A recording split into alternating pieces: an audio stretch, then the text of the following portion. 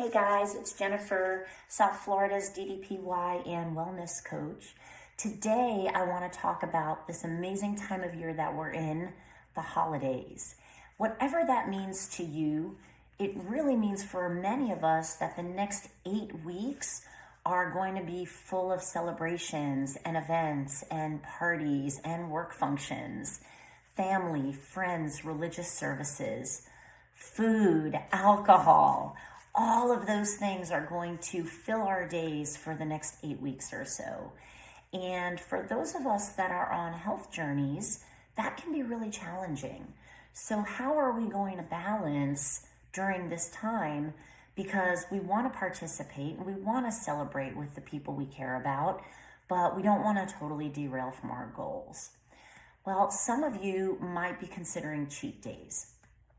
Cheat days feed the notion that if you don't completely deny yourself of something you love, then when that something is in front of you, you won't feel the need to entirely overdo it and binge on that. Well, that can work in regular circumstances, but over the next 8 weeks, there's so much going on that really we can find a reason to make almost any day a cheat day. And then before you know it, that thing that you're taking occasionally to prevent from overdoing, you're just having a little bit every couple of days. And guess what?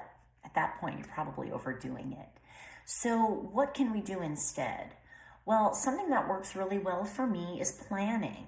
The good news about our calendars, as full as they are, is that most of these events are not spontaneous events.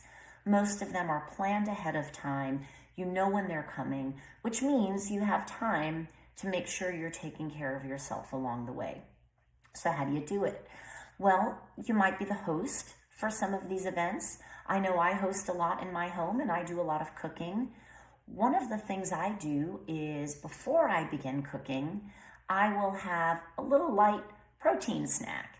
And that's going to satisfy me and fill me up. And it's actually going to prevent me from nibbling throughout the day on all the foods that I'm preparing as I go. It's also going to keep me from getting so full from nibbling that I'm not even going to enjoy that food that I spent hours preparing for everybody. And if you're not the host and you're a guest, well, then you know wherever you're going, there's going to be food, whether it's a sit-down dinner with a full table or whether it's an array of platters splattered across someone's kitchen.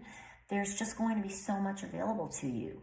So really the same principle applies. Before you leave your house, have something that you know is good for you and will nourish you and will satisfy you so that when you get there, you don't feel the need to overdo it.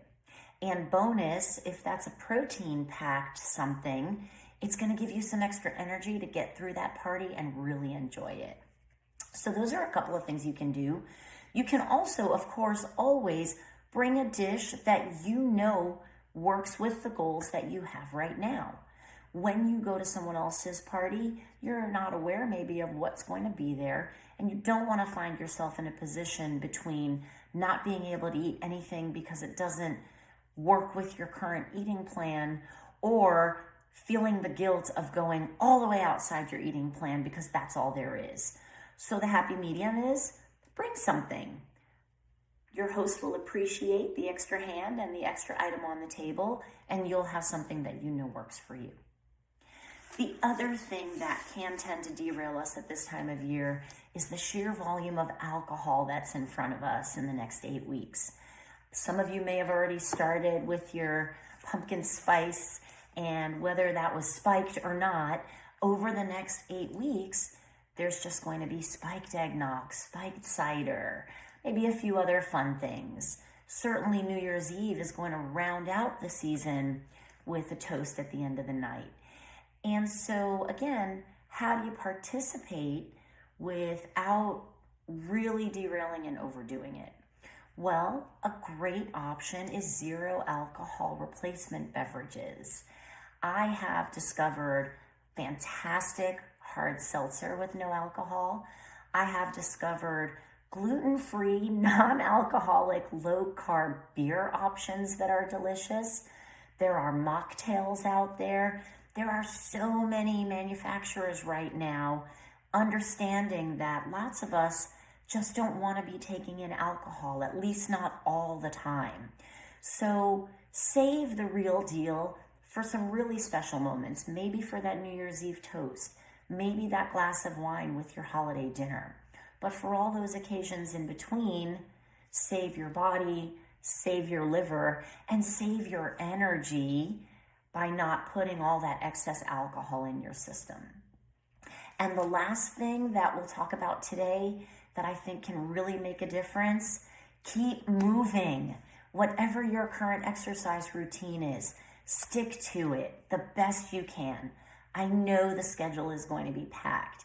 I know your days are not going to be a regular routine in a lot of points in the next 8 weeks, but find a way to keep moving. Again, look at what your day, your week, your month is going to consist of and plan some activity in there, whether it's a walk, whether it's the gym, whether it's something you do at home.